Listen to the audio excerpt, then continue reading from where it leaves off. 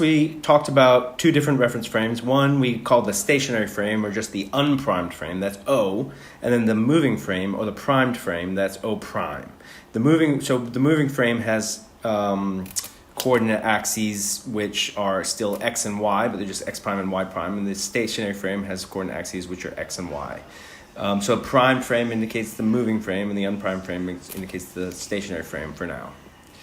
So then we said if the moving frame starts, let me go back, if the moving frame starts at t equals 0, at the same place as the unprimed frame, and then the moving frame, we let it move and time goes on, we showed that the position as measured by the moving frame is going to be equal to the position as measured by the stationary frame minus the speed of the frame, v is the speed of the frame, times the amount of time elapsed.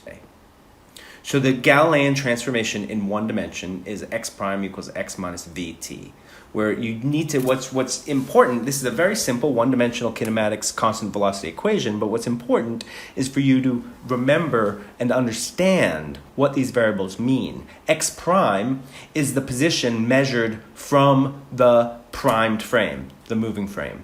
X is the position of an object, in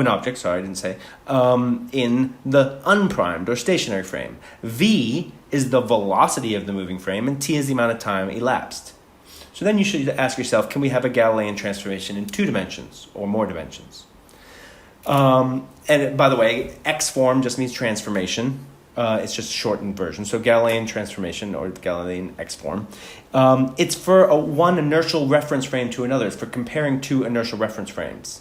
Galilean transformation is to transform the physics from one inertial reference frame to another. And remember that an inertial reference frame is one that moves at a constant velocity, and something that moves at a constant velocity is something that moves in a straight line. So the Galilean transformation is only for one dimension. 1D is one dimension, right? It's only for a one-dimensional transformation. We can only do one-dimensional transformation because an inertial frame only moves in one dimension.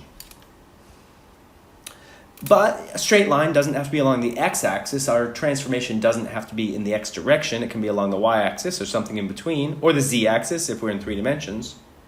But since we're talking about an inertial reference frame moving in a straight line, why don't you just always define the direction of motion to be x? Then your Galilean transformation is always going to be transforming the x variable. Y doesn't transform, z doesn't transform, time doesn't transform, only the x variable, because that's the motion is only in the x direction. Okay, so our Galilean transformation for a moving frame that moves in the plus x direction is what we said it was. Okay, we transform in the x direction, the x coordinate transforms, but in the y direction it doesn't, because it's not moving in the y direction. Z direction it doesn't transform because it's not moving in the z direction. And what we mean by t prime equals t is just that time is measured the same in both frames.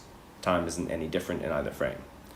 Now, it's important to realize that this is not the only way to write your Galilean transformation, because what if the frame moved in the y direction instead of the x direction? Yes, we could always define it as the x direction, but let's say in a problem on homework, I say the frame moves in the y direction. Well, then you've just got to transform your variables and say, okay, well, if it's moving in the y direction, then it's the y variable that transforms. Y prime equals y minus vt. X prime equals x, z prime equals z, t prime equals t, if it's moving in the y direction. So it's no different than just saying, hey, the x direction, instead of calling it the x direction, we're calling it the y direction. Okay, that's your one-dimensional Galilean your Galilean transformation. What if the moving frame of reference is going in the minus x direction?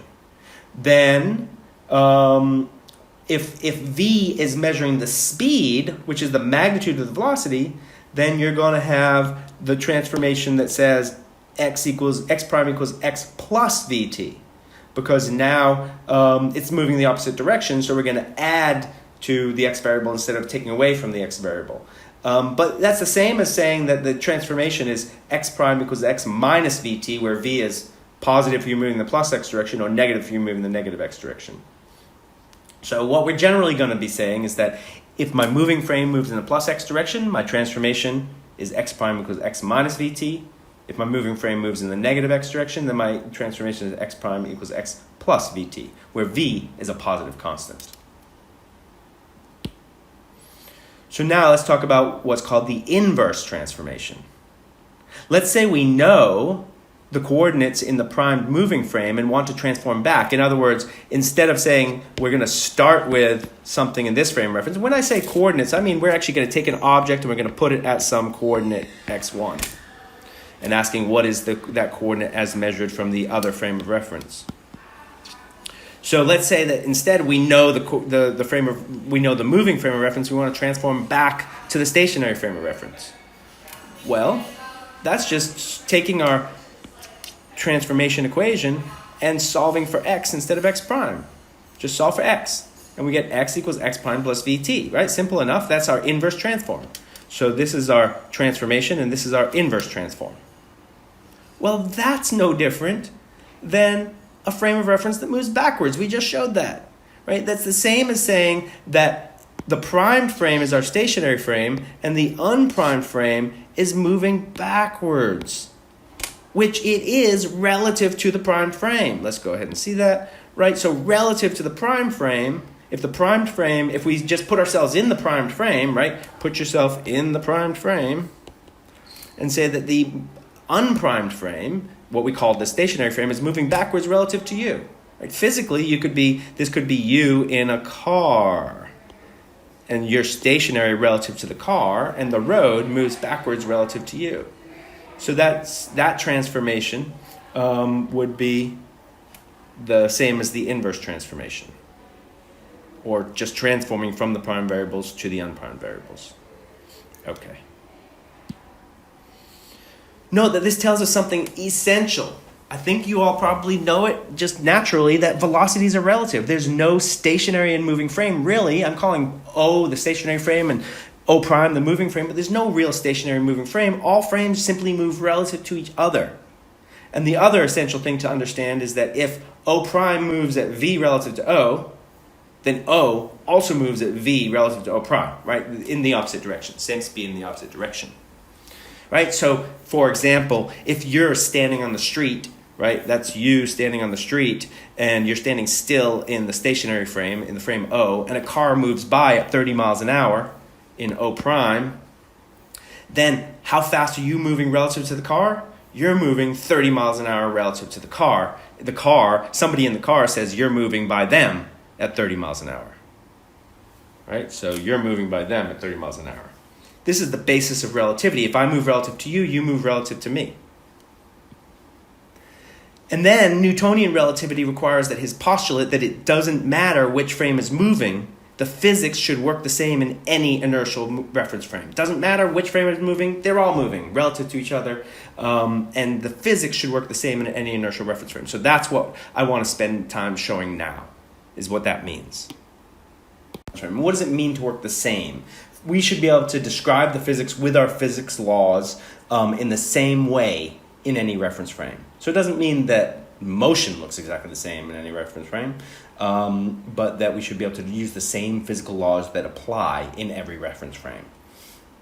And physical theories and physical models, etc. So, again, this is some text which I'm just going to read. We spent time in Physics 115 showing that physics doesn't work the same in non-inertial frames. I'm not going to spend time with non-inertial frames here. Non-inertial frames were the accelerating frames, where we had to make up fictitious forces, Coriolis force and the centrifugal force, right? It's only a centripetal force. When you're in a rotating frame, which is an accelerating frame, you feel like you're being pushed outwards, but you're not really, and we can only explain that by observing the motion from an inertial frame. So we can only explain physics properly by the physical laws that we know and by the physical models that we have when we observe from or within an inertial frame of reference. So just like I just said, when you're in a rotating reference frame, right, you're in a car that goes around a corner, you're in a merry-go-round, something like that, you feel like you're being pushed outwards.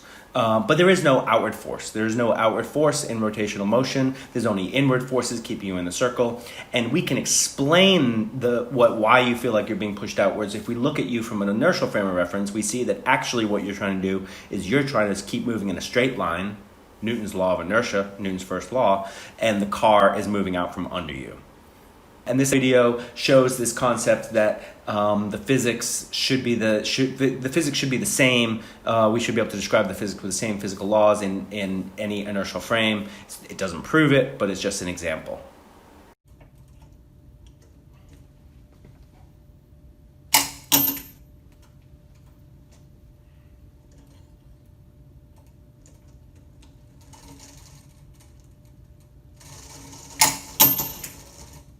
Car that we're going to assume it's in an inertial frame of reference. How good that assumption is doesn't matter. We're going to assume it's an inertial frame of reference, both when it's sitting still and when it's moving. This car has the ability to throw a ball straight up. So this would be no different than you standing on the floor and throwing a ball straight up. And then we can put you on a moving platform, on a train, let's say, or a plane, and you can throw a ball straight up. And this car shows that demonstration. It'll throw a ball straight up when it's sitting still, and then when it's moving, it'll throw a ball straight up. And you can see, because in the first case, when it's sitting still, throws a ball straight up, the ball comes straight back down relative to the car. In the second case, the car is moving. It throws the ball straight up, the ball comes back down, but where does it come back down? It comes straight back down relative to the car. Right? So it comes back to the same place where it started relative to the car, but relative to an inertial observer attached to the lab, if you try really carefully to watch it from the point of view of the table, the ball actually changes its motion. It's actually got parabolic motion, right? We can describe the motion, and the reason why it's got parabolic motion relative to the table is because it has a horizontal velocity relative to the table, and then a vertical velocity. When you get horizontal and vertical velocity, you get parabolic motion. So we can explain the physics properly with our theories in both frames.